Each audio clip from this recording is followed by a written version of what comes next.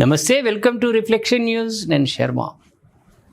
CM Vijay master plan చక్రం తింపనున్న ఇద్దరు ఐఏఎస్ అధికారులు. అంతే, సీటు మహత్యం. సీఎం సీటు కానీ మినిస్టర్ పదవులు కానీ ఆ సీటు మీద కూర్చునేదాకానే మౌనం, అమాయకత్వం. దాని మీద కూర్చున్నారా, ఆ సింహాసనమే వీడికి నేర్పిస్తుంది ఎట్లా రాజకీయం చేయాలి, ఎట్లా ఏం చేయాలి, ఎవరిని ముంచాలి అనేది ఆ సింహాసనమే నేర్పిస్తుంది వీళ్ళకు.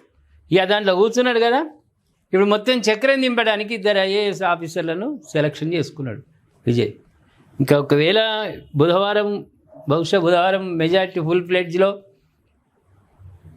విశ్వాస తీర్మానం నెగ్గిందనుకో, ఇక తర్వాత ఇక రంగు, రుచి, వాసనలు అన్నీ తెలిసిపోతాయి.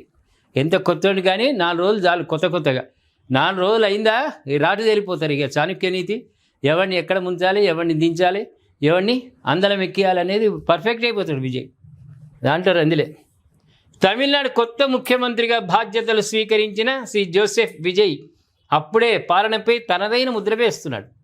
రాష్ట్రాన్ని ప్రగతి పథంలో నడిపించేందుకు తన కొత్త శకం అజెండాను అమలు చేసేందుకు ముఖ్యమంత్రి కార్యాలయంలో కీలక మార్పులకు శ్రీకారం చుట్టారు.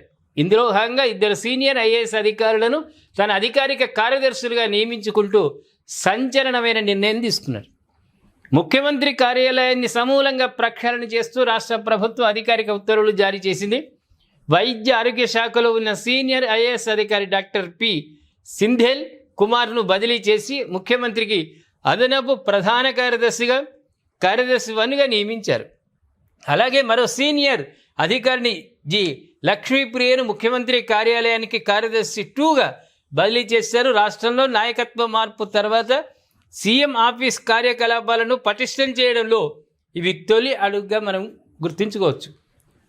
ఇటీవల జరిగిన అసెంబ్లీ ఎన్నికల్లో తమిళగ వెట్రి కజగం పార్టీకి పూర్తి మెజార్టీ రానప్పటికీ Congress, VCK, CPI, CPM, IUML మద్దతు 120 మంది ఎమ్మెల్యేల బలంతో ప్రభుత్వాన్ని ఏర్పాటు చేసింది.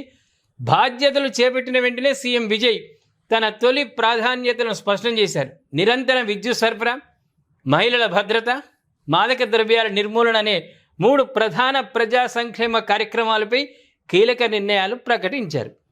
ఇక్కడ ప్రజల రుణం తీర్చుకునేందుకే రాజకీయాలకు వచ్చానని, నిజమైన సామాజిక న్యాయంతో కొత్త శకానికి నాంది పలుకుతున్నానని ఉద్ఘాటించారు.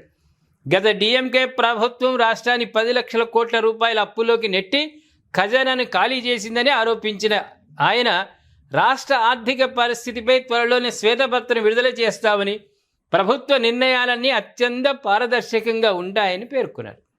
ఆ సింహాసనం అన్నీ నేర్పిస్తుంది. సింహాసనమే ఎట్లా ఆదాయ వనరులు దేవనో అధికారులు ఉన్నారు కదా, సీనియర్ మోస్ట్ అధికారులు, వాళ్ళు డైరెక్షన్స్ ఇస్తారు. సార్ ఇట్లా చేద్దామని.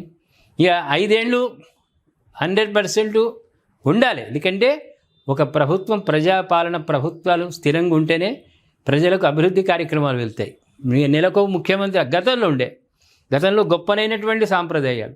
వాడు సీటు మీద ముఖ్యమంత్రి ప్రమాణ స్వీకారం చేసిండంటే తుమ్మితే ముక్కుడిపోతుందనే సిద్ధాంతం ఉంది. ఎందుకంటే మనకు అంటుంటారు పెద్ద మనుషులు, తుమ్మంగానే ముక్కుడిపోయినట్టు ముఖ్యమంత్రులు అట్లే ఉందరు.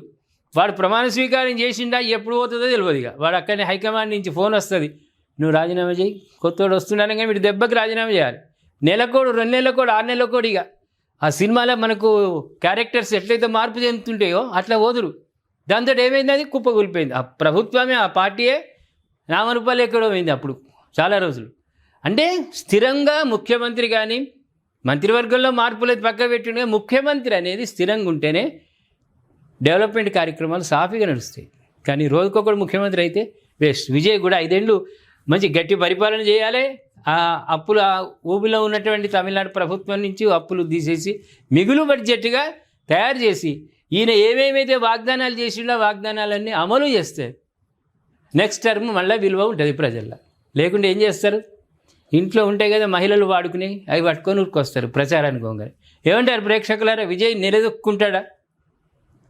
నిరూపణ అయిపోతుంది, విశ్వాస తీర్మానం అది అయిపోతుంది, దాంట్లో నెగ్గుతాడు. కానీ ఈయన పరిపాలన ఏ విధంగా ఉండబోతుంది, మీ ఊహకు అందినటువంటి విధంగా కామెంట్ చేయండి, సబ్స్క్రైబ్ చేసుకోండి, షేర్ చేయండి.